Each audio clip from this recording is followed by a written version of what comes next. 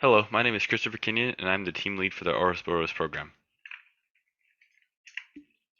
Just a quick overview of what we'll be going over today. We'll go through our mission overview and introduction of our mission's background, our key assumptions made, our technical calculations and analysis, and our overall final design of each mission components. This is our ConOps showing the steps of our mission from our launch vehicle leaving Earth and traveling to Saturn to spiraling in and landing on Titan, then ascending and spiraling back to Saturn's orbit to travel back to Earth and deliver the surface sample in a flyby.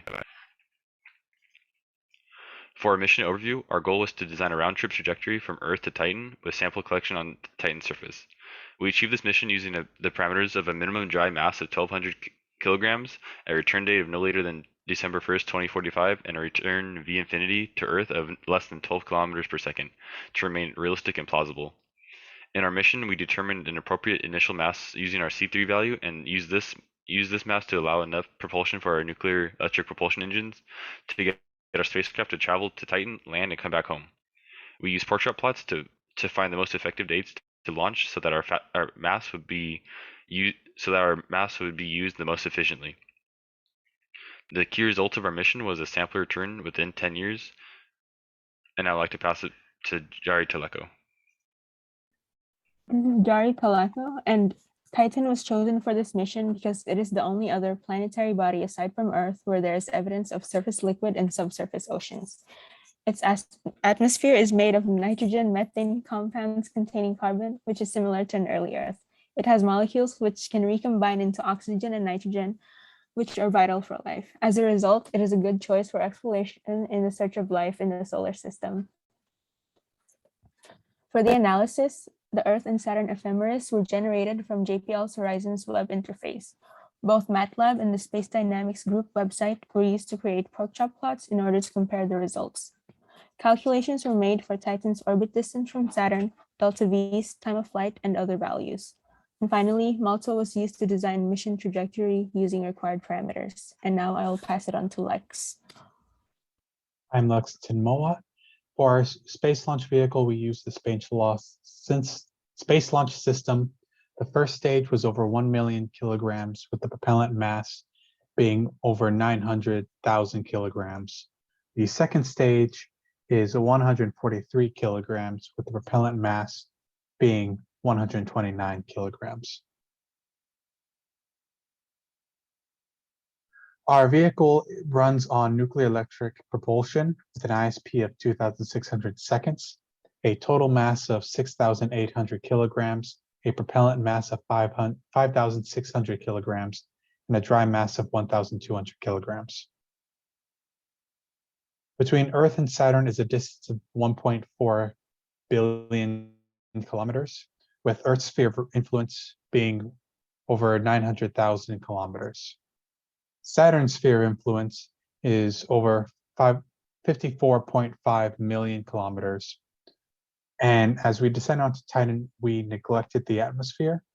As we ascended from Titan, we calculated its sphere of influence to be 1.9 million kilometers, with escape velocity of 2.639 kilometers per second. Between Titan and Earth is a distance of 1.4 billion kilometers. And now I'll pass it on to Jordan. I'm Jordan Bell, and here we have some diagrams of the orbital maneuvers that we planned. So in the first diagram in yellow is the Hohmann transfers, and there's two of them and they are identical, and each has two delta V's associated with it. And as you can see, delta V1 and 6 are the same, and 2 and 7 are the same as well. In blue, with delta V3, that is needed to counteract the velocity of the orbit in the insertion orbit. And then delta V4 is needed for the spacecraft to be able to land safely on Titan's surface.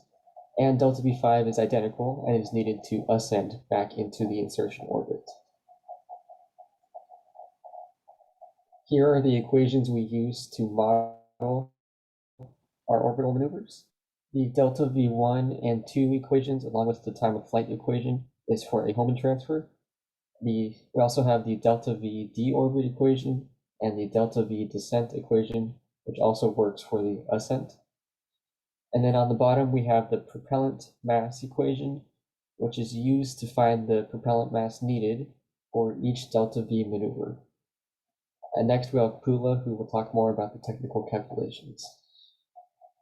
I'm Pula Skender, and I'll be talking about picking the best departure and arrival dates. The NASA Jet Propulsion Laboratory website is used to acquire ephemeris, position, and velocity vectors at Earth and Saturn at different times.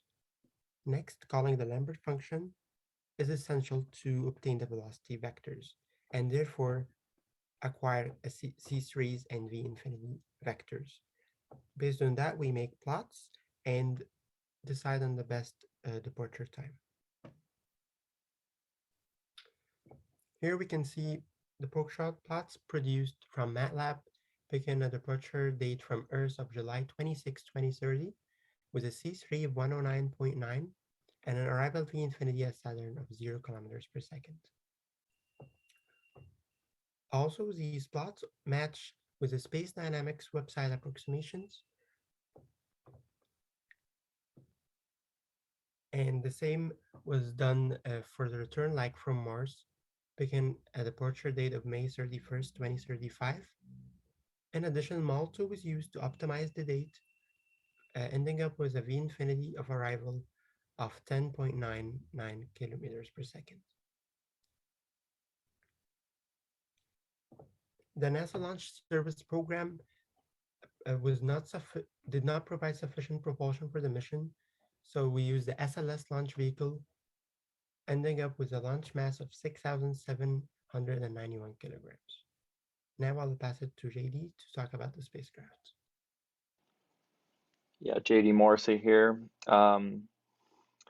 We selected the nuclear electric propulsion spacecraft based off of the power and propulsion characteristics. And we worked with Malto to simulate the mission. We selected a reactor power of 20 kilowatts with a usage of 2 kilowatts and a 0.77 reactor efficiency.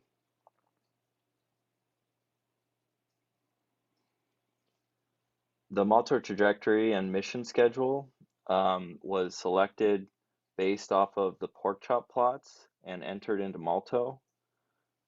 We are leaving Earth on July 26th of 2030, arriving at Titan on day 1536, and then arriving back at Earth on July 23rd of 2039 for a total of 9 years. And the propellant used throughout the mission is indicated here. We have an initial mass of 6,800 kilograms, and we spiral into Titan's orbit with 3,649 kilograms. And then we are leaving Titan and arriving back at Earth with 1,200 kilograms with a V-infinity of 10.99 kilometers per second. To summarize our mission, our pork chop plots assisted in finding the most efficient departure dates from Earth and Titan, and we allocated enough mass for the necessary maneuvers and return flight using the SLS to begin our mission, and using a nuclear electric power system to provide the most effective and efficient means of achieving the mission on time. And Malto was used to plan out these preliminary trajectories and optimize them to conserve time and mass. Thank you.